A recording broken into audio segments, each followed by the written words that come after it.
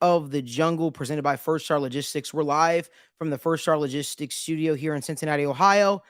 Different format. We are not live actually this week. This is a pre-recorded, so I am coming to you from the future with my co-host as always. We've got Evan McPhillips and we've got Logan in the building.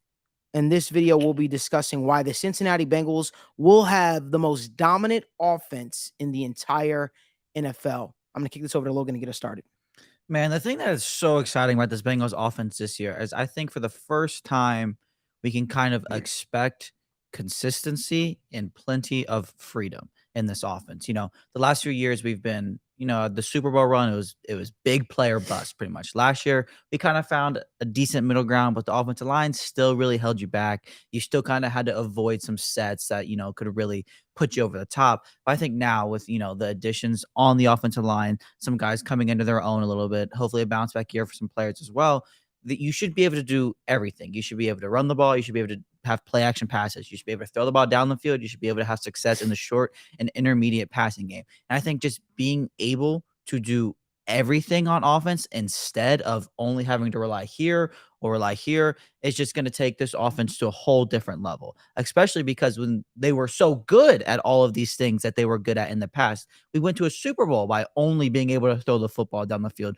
We went to the AFC Championship game with not the best offensive line, with not the best run game, with inconsistencies in the passing game, with kind of how we wanted to do things as well. But now there's no real excuse to struggle in any aspect of offense. And I think when you combined the unpredictability of the offense with how good the offense already is, it's kind of hard to envision a certain path to stopping this team. Absolutely. I think you made a great point there. Play action is going to be a big part of this, where they have not run as much of the RPOs and play action kind of stuff as other teams have.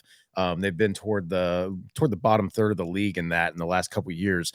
I think that's something you might see an uptick in, especially considering Joe Burrow was so good at it in college.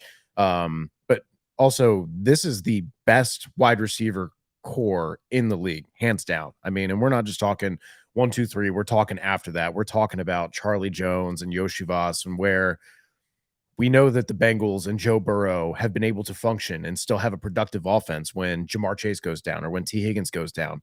But it wouldn't be a stretch to say that there was a little bit of pop lacking in that back end of the receiver room in the last year or two. And to get these two players there where you can rely on them to rotate in to keep other guys fresh, and if there is an injury to go down, still have that explosive element in either the slot or on the boundary, that's going to only make this offense better. On top of the fact that Logan touched on it too, you went to the Super Bowl with a makeshift offensive line that you had no business being there with. You revamped 3 spots, and then even despite losing 3 starters, the next year you still go to the AFC the AFC Championship game, and then you are playing for a chance to win the Super Bowl, and you still only lose that by 3 points. So you're talking about now you come back and you revamp 2 more offensive line positions in my mind, where you get better at left tackle and you get better at right tackle by inserting Jonah in there. So let me get this straight. You got Joe Burrow with another year. You've got a running back room with more depth and more explosive ability. You've got a deeper wide receiver core, and your offensive line got better at 2 different spots, and now is probably one of the top 3, top 5 units in the AFC easy. I mean, giving Joe Burrow that with these weapons. Did you just call it the AFC easy? In the AFC. Oh, okay. Comma, easy. Okay. Sorry.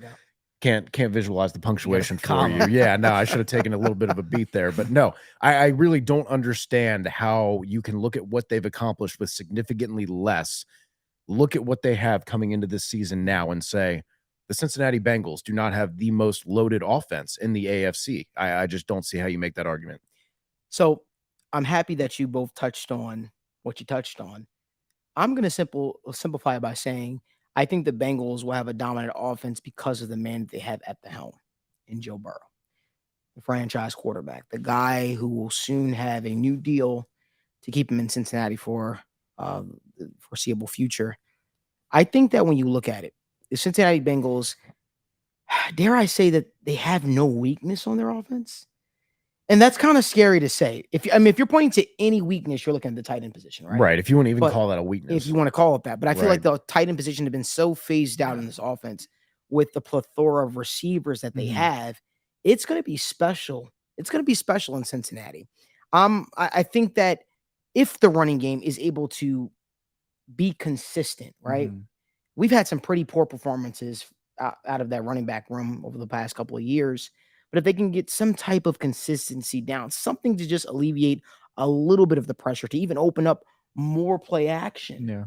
I think then you're cooking with grease. Yeah. I still don't know how a team is going to have an answer for Tyler Boyd, for T. Higgins, for Jamar Chase.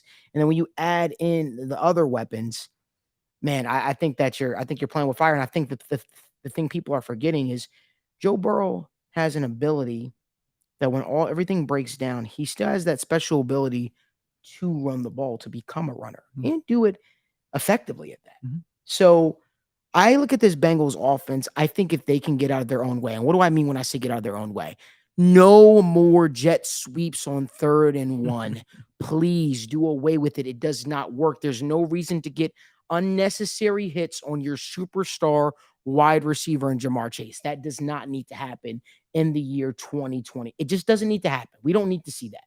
It's bad. Okay. Find more ways to get more creative with this offense as well. I think that when you're able to do that, like you look at the Hugh Jackson era in Cincinnati, man, they did some really creative things from the Star Wars formation or, running the damn, I almost forgot what it's called now. But you haven't done it in so long, where you pitch it back to your where you pitch it back to the running back gets the handoff and he pitches Little it, flea flicker. the flea flicker, And right? around and Everybody stuff. loves a good flea flicker. Everybody loves a good flea flicker, man. And Joe Mixon ran a lot of flea flickers at OU. So, like, there are some I think that there's a lot of different ways you can get creative with this offense. I'm really curious to see how they utilize the running backs out of the backfield from a receiving standpoint. Joe Mixon had one of his better seasons Yeah. receiving the ball out of the backfield. And that's ideally what you thought we were getting when the Bengals first drafted Joe Mixon. Mhm. You wanted to see more of that. And I can't fault Marvin and the staff before then. I just don't think that they were capable, so to speak, of being able to exploit him that way. But can we see a Joe Mixon bounce back year? Can we see it? Because I feel like we say it almost every single year, but and I mean this truly when I say this, this is the best offensive line he's ever ran behind. Yeah, easily. This will be the best offensive line he's ever run Yeah. behind. So with that being said, is there potential for a bounce back? I know running backs that are climbing up to the age of 30, it's not a popular thing to say, Yeah. but Mhm. can we see a standout performance from Joe Mixon? Because I think Joe Mixon's also motivated. From that conversation him and I had a couple of weeks ago inside the Bengals pro shop, that guy seems like he's on fire. He seems like he's ready to light the league up this year. Will he do it is the question. Yeah. Will he do it? And how will he do it too? You kind of just talk about his receiving game because, like, the thing with Joe Mixon, like he didn't have the best year running the football last year, but you brought it up. He did really good in the receiving game. So as long as he's being productive, whether it's either running the ball, whether it's catching the ball, whether it's just being effective on the goal line, he just has to thrive in a specific role and will be completely fine. He doesn't need to be this dominant 3-down guy every phase of the game being perfect. He just needs to excel in a couple areas and he'll be fine. Like I said, I think he's a great pass catching running back. Kind of didn't see it for his first few years in the league. I think with this offense, he's kind of coming into his own, kind of coming in, kind of playing like that role that kind of people expected him to be when he was coming out of OU. So I think, he's just easing into things a little There's a bit. guy we need to talk more about. We haven't talked about him at all. Travion Williams. Yeah. Travion Williams, I think, could have a bigger role. I know we drafted Chase Brown and everybody's excited for Chase Brown, but I still think it's Chase Brown's it's still Travion Williams' job to lose as the backup running back. And I still think it's going to take Chase Brown being consistent, holding on to the football, and being consistent in the running game and being consistent in the passing game for him to take those snaps away from Travion Williams. Because I'm going to tell you, I wrote Travion off after a while. I said, okay, maybe this isn't the same guy that lit the college football world on fire. But man, did he bounce back last year? I think not that like it doesn't necessarily matter, but I think people do kind of forget how good he was in college. I know, Didn't he lead? Didn't yeah, he the SEC. SEC? Yeah. Okay. He was really good. And I know he's several years in the NFL. You're not going to go back and say this No guy's mileage, good in though, yeah. college.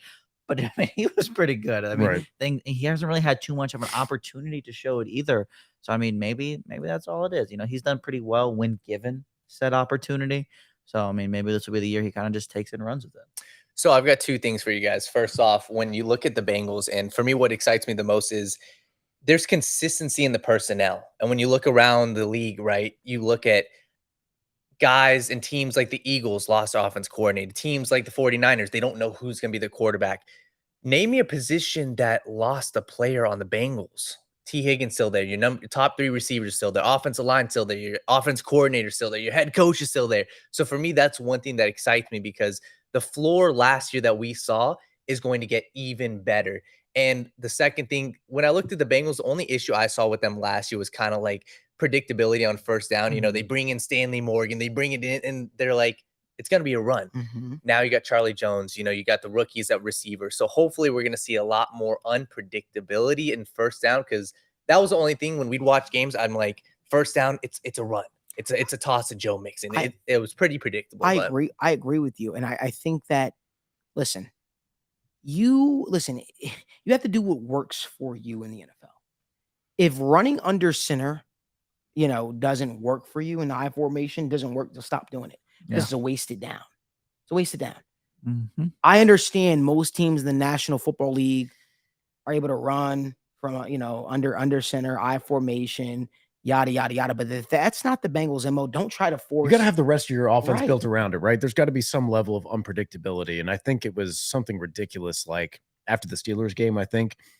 And then after the Cowboys game, even, I think it was something like 92% of their under center plays were run plays. And it's like, that's when you saw TJ Watt shooting off the line and blowing up a run in the backfield. It wasn't because TJ Watt is psychic and he's brilliant. It's because they're under center. They run 9 times out of 10 under center. There's a run coming. And that's how they kind of got into their wide zone and said, we have to do this from under center as opposed to the gun. And when they went to the gun and said, hey, we're just going to run the ball and do it our way and help it be part of a function of the offense, it got so much better, both the run game and their passing game and their unpredictability out of it. So hope to continue to see that. I think Daniel made a great point with where you're going to continue to have that consistency in the play calling and in the players and personnel on the field and on the sideline. I really think that the floor for this Bengals offense is just so much higher than it even has been in years past. Yeah, I agree with you. I'm excited to see what comes of this Bengals offense. If you guys could do us a favor, give this video a like, subscribe to the YouTube channel, and drop in the comment section what you think of this Bengals offense this year. We want to hear from you. Even though this isn't a live format show, we still want to hear your thoughts. What are your expectations for this Bengals offense? How many touchdown passes do you think Joe Burrow is going to throw this year? I think Joe Burrow is going to throw 40+ touchdown passes this year. I also think Jamar Chase is going to lead the league in receiving yards. I really believe that. I'm a firm believer of that. And I'm really curious to see what Chuck says. I'm really excited for Chuck Sizzle. Man. And everyone's talking about him. We had one guy in our comment section a few weeks ago saying everybody's going to get quiet, when they say that that Joe Burrow has 4 number 1 wide receivers in Tyler Boyd, T. Higgins, Jamar Chase, and now Chuck Sizzle. Now, damn, I think that's awesome that you're calling Tyler Boyd a number 1 wide receiver. And but it's going to be interesting to see what this Bengals offense is going to be made of. I know me and the crew we're pretty pumped up to be attending a couple of games and pumped up to be bringing it to you guys. If you guys like more video content like this, make sure you guys leave a like, subscribe to the YouTube channel, and turn on post notifications so you guys don't miss when we upload a video or when we go live.